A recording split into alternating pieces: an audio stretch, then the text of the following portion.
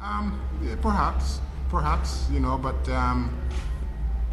the squad is the squad. We had the players here that we felt um, we could use in this series, and then in the next series, our next one-day series is in Sri Lanka, and there might be some new faces as well. So like I said from September that we were going to look at new players. We've seen Klaassen came in and has done very well. We've seen Ngidi in one-day cricket for the first time. He's also done reasonably well. Aiden Markram's been asked to captain, and he's shown glimpses. He's shown some glimpses. I think I don't know whether that's been too much for him.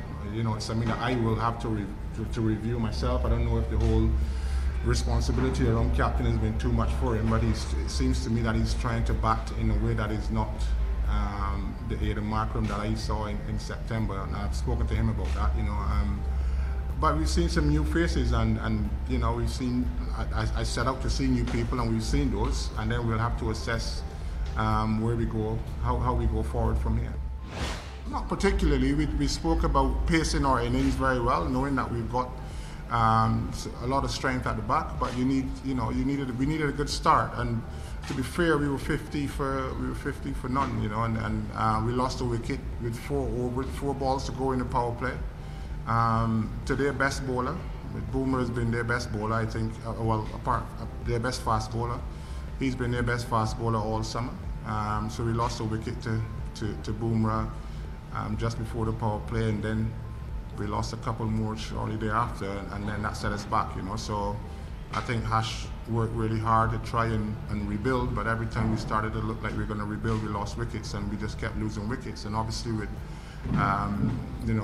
the 4 bowlers, we needed our batsmen, our best 6 or 7 batsmen, to try and bat the bulk of the overs, and we weren't able to do that tonight.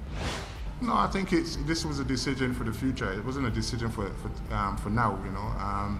It hadn't shown all the hallmarks of somebody that's gonna be a good leader, and we felt with Faf out, we could give him that opportunity. Maybe, looking back, I think it was the right decision. So I'm not going to second guess myself. I think it was the right decision.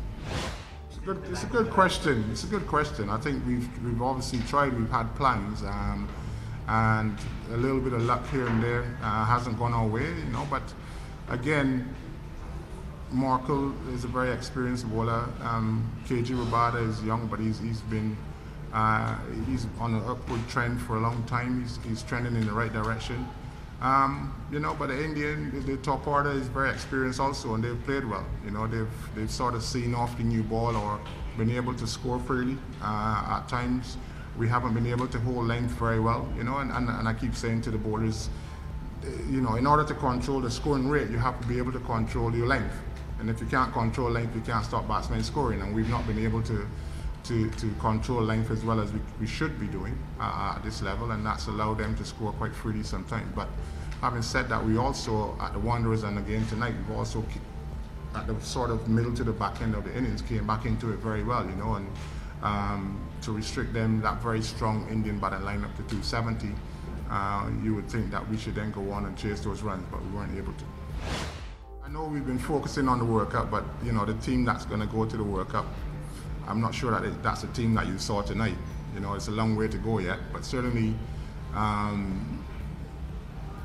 people that can get wickets at the top of the order, people that can use the new ball effectively and get wickets in England will be essential. And like I said, we've got 4 batsmen in the top 10 in the world in this format, in one-day format, and 3 of them are missing. You take 3 of your best batsmen out of any team in the world, they'll struggle. But then when you take them out of against a very strong Indian team, it has exposed us.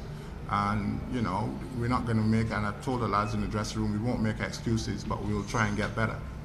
And it's been a good lesson, and a lesson that I reckon in a year's time it would have been a good lesson to learn right now, as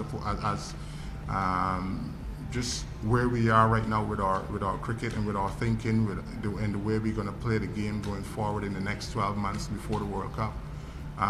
But this has given us a good, you know, we've got a good hiding from India. Let's not kid ourselves about that. But it's also given us a lot of food for thought going forward.